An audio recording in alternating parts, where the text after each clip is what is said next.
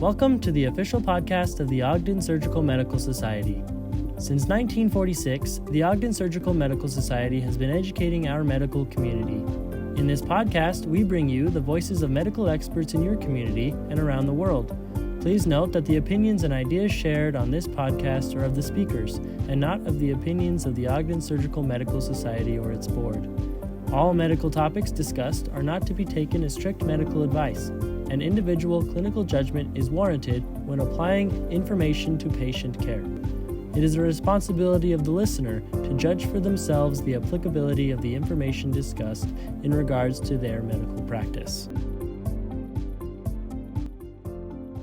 Welcome back to the Ogden Surgical Medical Society podcast. We are excited to interview the Ogden Surgical Medical Society's 79th president, Kirsten Baca, MD, with her upcoming May 14th through 17th, 2024 CME conference in patient safety in primary and specialty medical care. I'm Dr. Moore. I am the president of the Ogden Surgical Medical Society for 2023.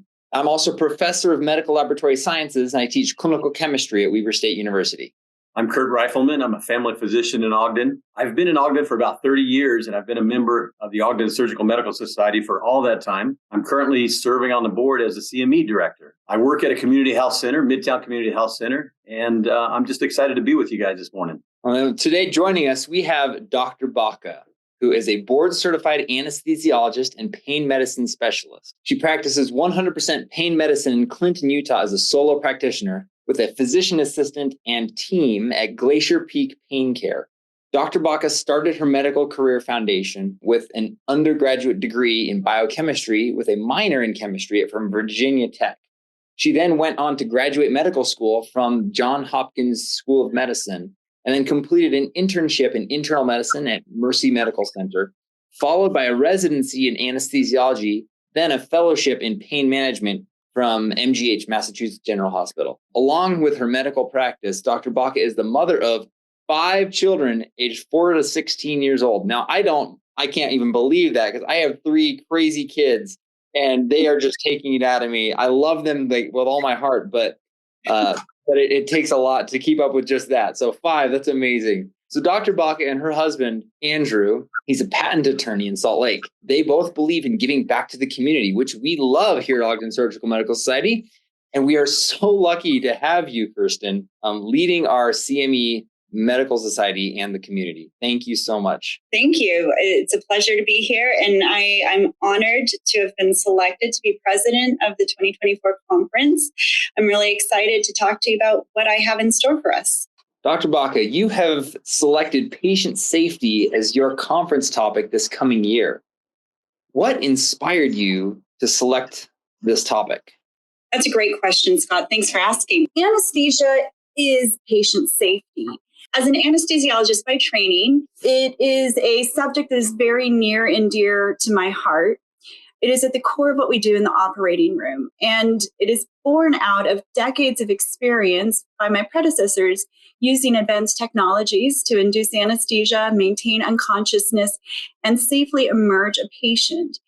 Anesthesia is a science, it is an art, but it is safe now because of where we've come from. The chances of dying from anesthesia are less than that of dying in a car accident or of getting struck by lightning. This level of safety hasn't always been present in the operating room, but it is there today because of things like safer medications, safer machines, tools, pulse oximetry, capnography, safer practices, and really importantly, a safer culture. When I started training, the checklist manifesto by Atul Gawande was released or recently published, and that made a huge splash in my practice. He is a Harvard physician, and so perhaps that was part of why we took it up so readily at Mass General Hospital. But we started doing timeouts, and I say we started doing timeouts. I was a brand new resident. I had never known anything different, but the entire culture around me was making a huge shift as the circulating nurse asked everyone in the operating room to stop, which is a huge ask, and take just a few moments to review, do we have the right patient? Are we doing the right surgery? Are we taking care of the right site? Do we have the right medications? And for me, it became secondhand. For the rest of the operating room, it took years for people to get used to it. But I witnessed several occasions where that simple timeout really made a difference. Maybe somebody's allergies to penicillin got picked up, so we decided to switch the antibiotic.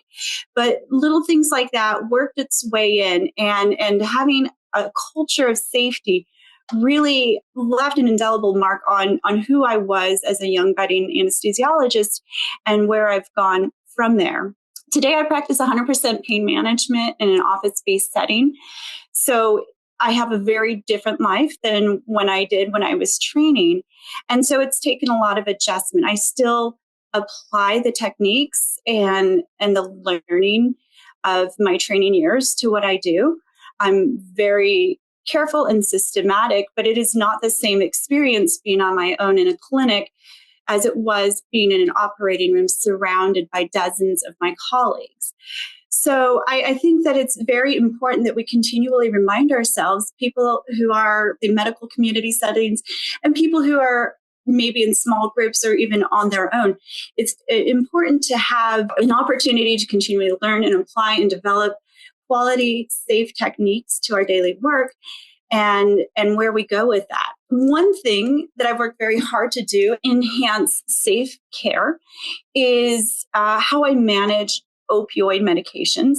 Everyone here has been touched by the opioid epidemic. I think there's no doubt about that. You can be in medical practice, you can be a patient, you could be just a person on the street. Opioids are an important part of everyday life. For some people, it's a devastating part of everyday life.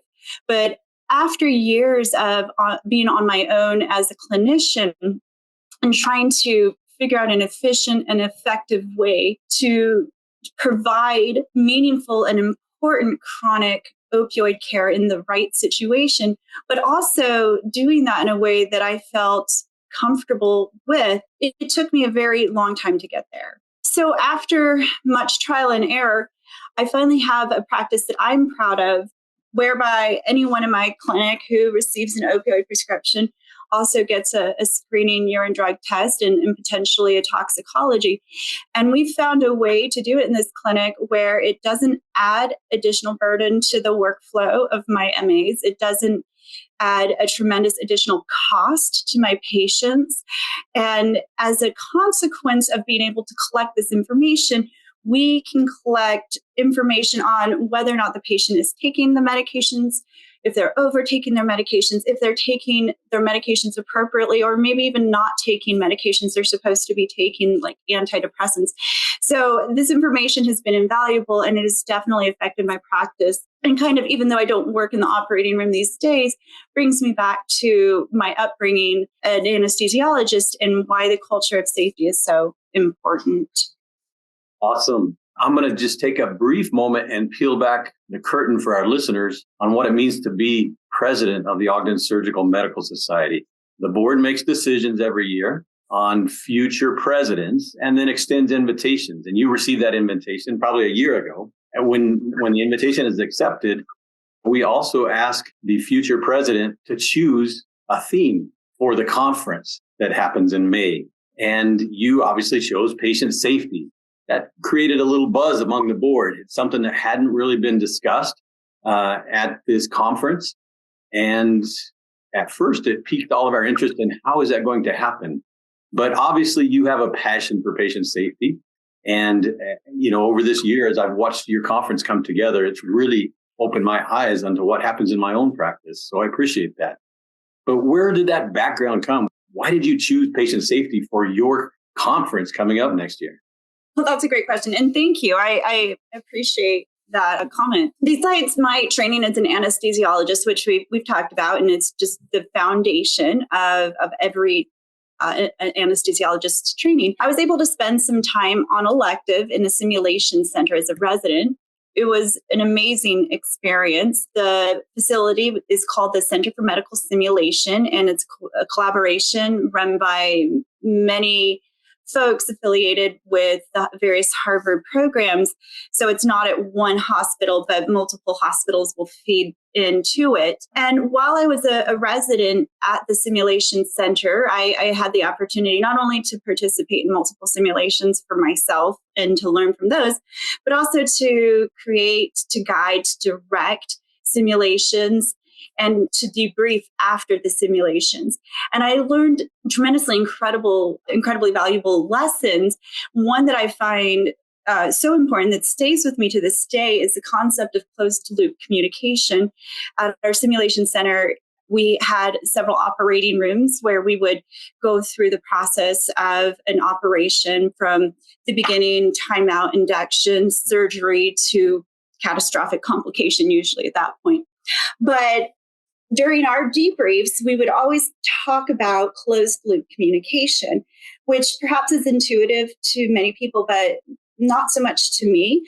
I always took communication for granted growing up. I just assumed people knew what I was talking about, or I was supposed to know what other people were talking about. It never occurred to me that I need to make sure that my message gets received. And so the principle of closed loop communication is you say something to a person, the recipient of your comment or question, and the recipient needs to acknowledge that they received that information. This comes out a lot when we do ACLS training and the team leader is talking to a member of the team saying, hey, so-and-so, I would like some epinephrine pushed, please. And so-and-so would say, I will push epinephrine. That is a closed loop communication. It's very simple. It's a little redundant. It might even be pretty annoying, but it is effective and it is safe. And it actually gets the message across. I think it's so important that I actually make my children talk with me this way. Like, we need to close the loop. When my kids come up to me and say, hey, Mom, I need you to buy, 20 fruit packs for a meeting next week after school. I would say, okay, I hear what you're saying, but I cannot remember that right now. I need you to write it down and send it to me. And once you've done it, I will confirm that I received it. Usually they send these things to me in text, and then they know that I won't miss their message. But when they try to give me their message and I'm not listening, I tell them, I'm not going to hear you. So they will come back to me later on when I'm paying attention or able to focus better. So anyway, having introduced that to my family and furthermore to my clinic has made it a lot easier to get things done and to know when things are not being heeded because people don't respond back to me. I feel like that was a very important takeaway from working in the simulation center. And I've been very happy with it. And I'm a little bit of a zealot, but here we are. And that's my background in patient safety.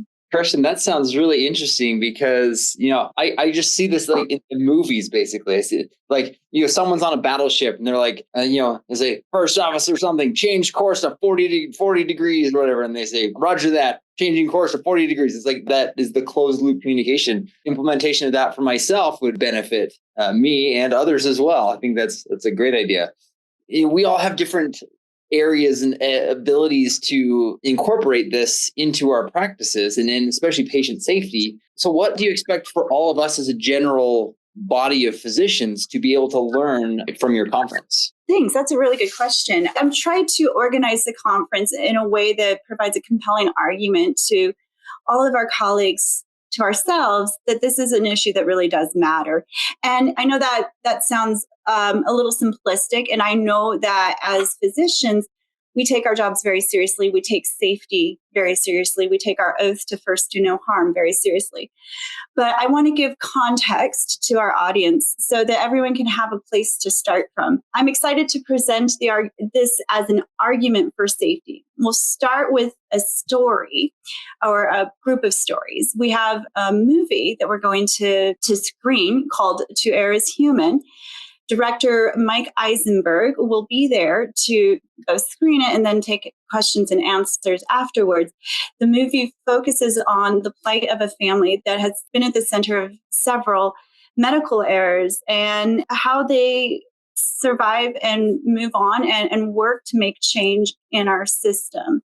So I think it's a very humanizing story to give us a foundation to start our journey into patient safety. discussion on error prevention, quality measures, as in MIPS, MACRA, and other federally mandated requirements. And we'll focus on how those things can help us build a culture of safety in what we do. We'll follow with a focus next on teamwork and communication.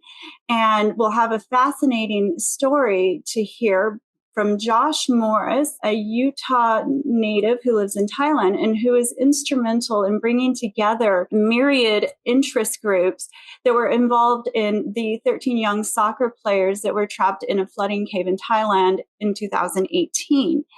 He helped coordinate in a way that allowed the successful rescue. And it's very interesting to hear him go through this story and then talk about the teamwork and leadership skills that were not only required, but also can be taught to aid this. Following that, we'll conclude with the importance of continuous learning, patient engagement, and how patients can advocate for themselves, and we can support that.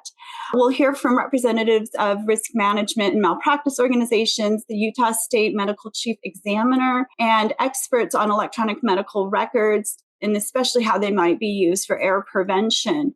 My argument for patient safety will conclude with a keynote talk from Karen Wolk-Feinstein, who is an instrumental figure working to bring a national patient safety board into existence. This board would be modeled after the NTSB, the National Transportation Safety Board, an organization that you probably have heard about or seen, which has been instrumental in the incredible safe track record that aviation has developed in the previous decades.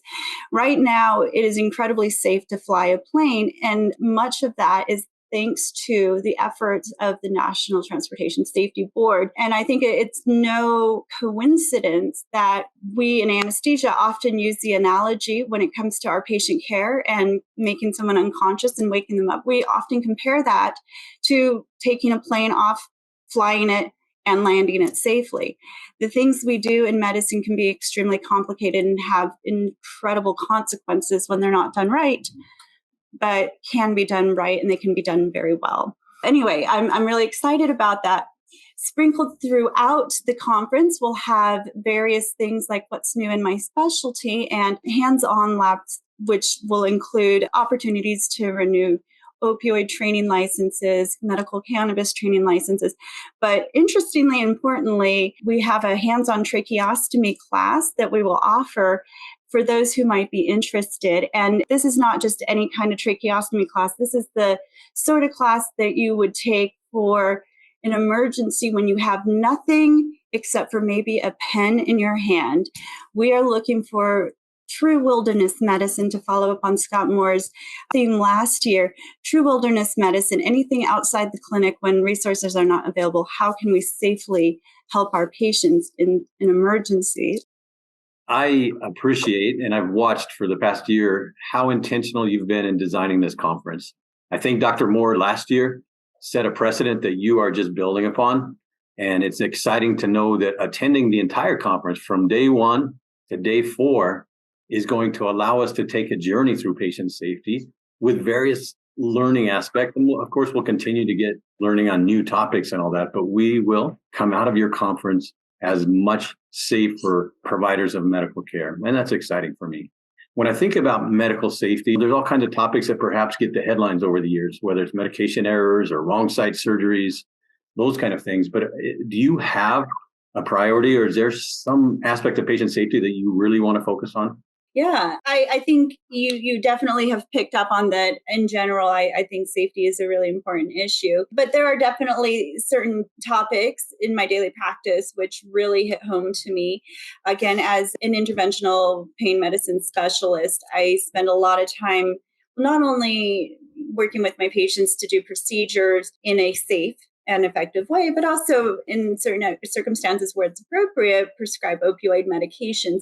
And I already talked a little bit about how I finally, at this point in my career, I'm very comfortable with all the steps which I go through whenever I determine it's appropriate for a patient to get an opioid, and how I monitor that patient. I tell patients on a routine basis that once I write a prescription and it is filled at a pharmacy, it is not in my control anymore. I cannot do anything with that prescription. Contrast that personally with my experience as an anesthesiologist, where in the operating room and even in the rest of the hospital, we carry our medications on us. We administer our medications to our patients, and then we dispose of the waste. We're in control 100% there. So that paradigm shift that I took from going from hospital to outpatient required me to really try and come to grasp with patients having their medications on their own, which is fine. It's reasonable. It's safe. But I need to make sure that I'm watching. And so anyway, I've spent a lot of time thinking about opioid prescriptions in the community and how my prescriptions could potentially contribute to problems in the community, such as overdose, and how I can affect that. When I started my journey into medicine, I'm only about 10 years out of medical school. So I was in college around 2000, and OxyContin was becoming a big thing on the street. And I remember as a college student shadowing in in the emergency room, hearing about people in OxyContin and getting high. And I didn't really understand what that meant, but it seemed like a really big deal at the time. And then flash forward to my training in medical school and in residency. We would round in various situations on patients who maybe came in with high opioid requirements. And the common thinking was, well, here's a patient, their MME or milligram morphine equivalent, which is the 24-hour usage profile of a patient. Their MME is X. And for perspective, somebody walking in off the street, a pretty high MME, if they've never been on anything before, might be 30 milligrams a day. Somebody who's opioid tolerant might get to 50 or 90 milligrams a day. When we get above that, we really start to see increased mortality data and risk. And there are lots of people who are at higher doses because the body can become tolerant to the analgesic effect. And so they wind up being really high. In the context where, as a medical student or a resident, I was rounding on a patient who had an MME of, say, 200 or 300 or 400, we would routinely come up with these medication plans for the hospital where somebody would be on a long-acting and a short-acting medication, kind of like somebody would be on long-acting insulin and short-acting insulin. And I don't want to dig too much into it because that is not the right way to do this. And thankfully, we've, as a culture in medicine, we're swinging away from that. But that was how I was taught. And I remember making these prescriptions. But then I flash forward again to my fellowship training years, which happened right after my residency. But at that point, we started saying, hey, hold on, something isn't right about this situation. We're seeing a lot of problems here. Overdose deaths were starting to skyrocket. And then by 2016, the CDC released their recommendations, their notorious recommendations. They didn't actually say cut back everyone's dose, but a lot of people, as a result, had their opioid doses cut back, and then there were some cost to that. As I'm going through these memories, I'm thinking about an example I witnessed in the hospital. So this was a circumstance where, when I was called to help manage a patient who would come in from the community, this person was on a tremendously high MME. Don't recall what it is exactly, but it's probably 500 or 600 milligram morphine equivalents a day. And that was what was written on paper. It was written on the bottles that the patient produced for the team. It was evident when the admitting team called the pharmacy to verify the patient's dosing. He was taking something like OxyContin 80 milligrams twice a day, plus other things. So what happened was, when the patient was admitted for a routine unrelated procedure, I don't know, maybe a knee surgery, it might have been a pneumonia, I can't remember, but that person was admitted. Their opioid was continued. Patient immediately overdosed. And as a consequence of the overdose, there was a code. The code was carried out. And during the course of the code, the patient had a central line placed. The central line was inadvertently placed in the carotid artery. the patient had a stroke. The patient had a devastating stroke. And it was at this point, after he got out of the ICU, that he was on the floor, that I was called in to help with his pain management. Here we are with a patient that was in the hospital for some other non-related routine issue who now has a stroke and paraplegia as a consequence of something bad that happened. And so we started doing some digging. I called the pharmacy, verified that the patient was in fact picking up prescriptions that were in the amount that everyone thought. Then I called the primary care physician, who also verified that, yes, in fact, the patient is getting these prescriptions from me. And then there was a little pause, and the PCP admits to me that he was suspicious the patient may have been diverting the medication. He said, this person is from a small town. There isn't much in the way of resources, and medications like this can be quite an income. And he said that he was never able to prove it, but he was always worried that the patient perhaps was selling half of his medication to pay his rent.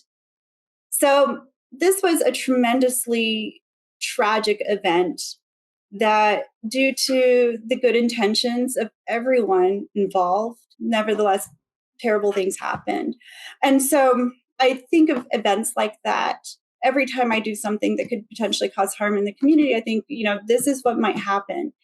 And the flip side of that coin is I do ruffle feathers, and I will make some people upset, but the benefit is perhaps a life saved or a limb saved. And I always think about that.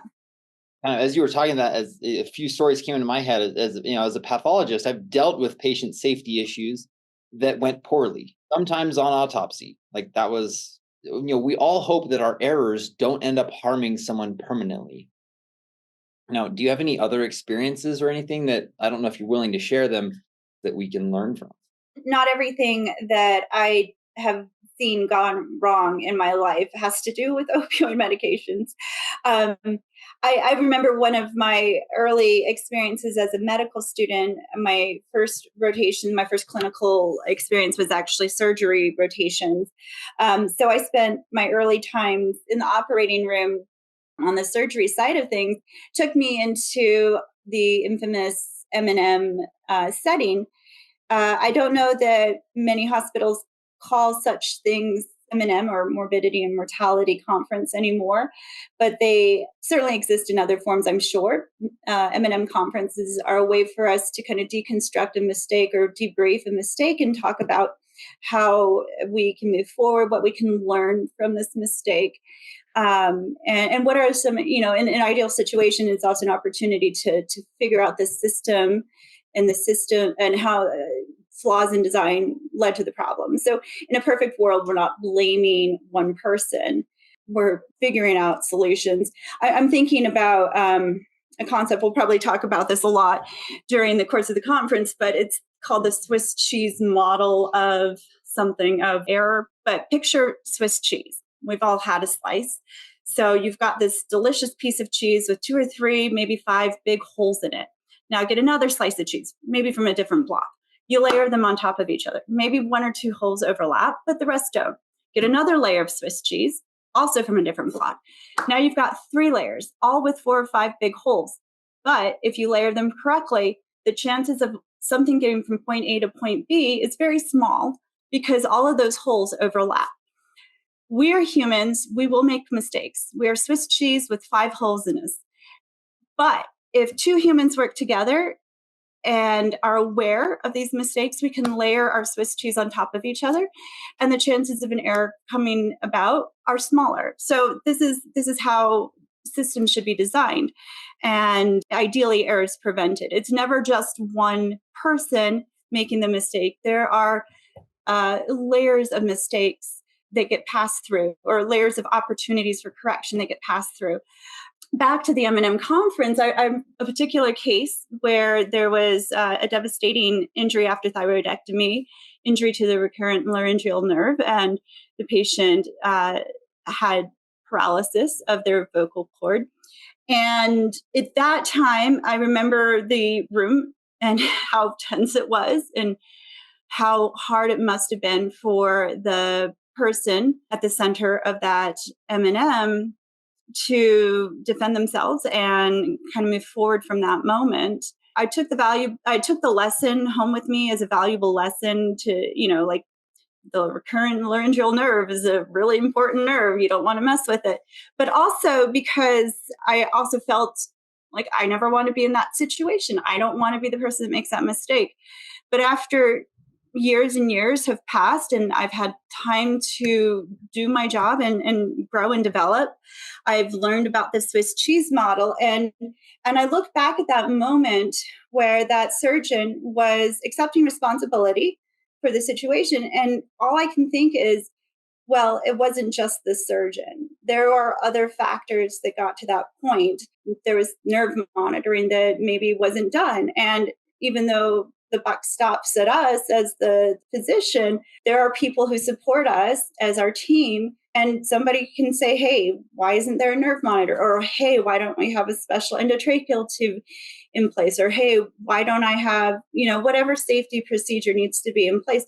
So I think about that M&M and how scary it was and how I never want to be in that position, but also how we really need to work together as fellow humans on this journey and remember our systems need to be redundant and safe. So it really can't just be all on one person. So that's a deep memory that follows me around. I was on a Sentinel event board or meeting, which is basically like an M&M, but a Sentinel event would be something that you just never want to happen. It could result in morbidity. It could result in mortality. It could be a near miss. So there are a lot of things that could potentially count as a Sentinel event. But in this case, this was a patient who was scheduled for a total hip replacement. And prior to that surgery was scheduled to have a peripheral nerve block to help with postoperative analgesia. The postoperative block went beautiful. Everything was done by textbook. The block set up and everything was great. And about 15 minutes after the completion of the block, as the patient's legs started to go heavy and dead, he asked, well, are we going to block the hip that hurts? And it was at that moment that we all realized that everyone in the room was focused on doing a block, and they blocked the left hip, but this was a patient who was scheduled for right hip surgery. The consequence there, an innocent mistake, but the consequence was the patient could not have an additional block, and he had to deal with a pretty painful recovery. And I think back on that, and I wonder why did he not say anything? But the fact is, I asked him that later on, actually, and he said, I thought you guys knew what you were doing. It reminds me that, in the medical community, we're looked at with respect, and we are expected to always have it right, but be cautious because people rely on that. And as a result, I'm constantly telling people in my world, I'm telling my staff, and I'm telling my patients, please speak up. If there's something that doesn't feel right, speak up and tell me. If I'm starting to put a shot on the left side of your body and you need it on the right, tell me. You won't offend me. We'll fix this and we'll figure out where it went wrong and we won't do it again. But yeah, that event definitely reminded me that I have a lot of power, but I need to empower those around me to say something. Kirsten, our time with you today has been so valuable. I have been listening to what you say, but my mind has gone back to a part where I probably file away mistakes, errors, and experiences just like you've discussed. And they've come to the forefront. As I think about your conference coming up in May, I wonder, have you thought about having a room or a board or somewhere where I almost feel like I need to get those out and write them down somewhere, but it's going to be very valuable. Let's switch gears just a little bit, though, as we talk about your conference. And as the president, have you had some struggles or difficulties putting this together? What are some of the challenges you've seen? Oh, gosh. Well, yeah. I think that actually you literally just hit the nail on the head. I think going through this has been a little bit of an emotional journey. I mean, I would argue that none of us, or at least the vast, vast majority of us, none of us went into this for the fun of it. We all want to be there to help people, to make them better, to make the world a better place. Like that is the basic standard that anyone in our field will likely meet. Nobody wants to cause harm, and yet it happens. And so I think reckoning with that it's been hard, and it's been informative, and I'm glad that I've been able to kind of go through this. And I love your idea. I think we'll have to dig into that a little bit more. So to be continued on that front. But yeah, there have been some struggles trying to get key players from all over the country and even elsewhere. I was shocked to learn that so many people are interested in this topic. I thought maybe what I was embarking upon was maybe a little bit of a niche journey, but there really is a huge movement out there, lots of different organizations, people all over the world, all over the country, who are really dedicated to the idea of patient safety, of no patient harm, and so on. So nailing down just a couple of keynotes or a couple days worth of talks was really, really hard to do. And I'm sure that anyone can say that for a conference they're putting on. I'm sure Scott could say that about lifestyle medicine, because once you dig into this stuff, you learn just how rich a field it can be. But I'm glad to have gone through it so far. Are there any surprises or anything you want to tease us with? Surprises. Well, they wouldn't be surprises, would they? I've got a couple of things that I can't advertise yet, but I'm very excited about and quite confident we'll be able to present. So there are some things coming that nobody will know about until the last minute when everything is green lighted, and I'll stay vague on that front. But anyway, yes, I've got a couple of things that I'm going to bring as well that I haven't advertised yet. Well, I am so excited for your conference, Kirsten. This is going to be great. Everyone, this was Dr. Kirsten Baca, anesthesiologist, pain medicine specialist, and I will be handing off the reins to our incoming president of the Ogden Surgical Medical Society 2024 conference. Thank you so much for speaking with us today. Thank you, Scott. It's been a real pleasure. Thank you. The producers of this show were Clark Madsen, MD and MS, Teresa Puskedra, MPC, and the Ogden Surgical Medical Society Board of Directors. The executive director is Teresa Puskedra. Your hosts were Scott Moore, DO, and Kurt Rifleman, MD. Editing and sound design were by Owen Service. This is all supported by the Ogden Surgical Medical Society like you. Thank you.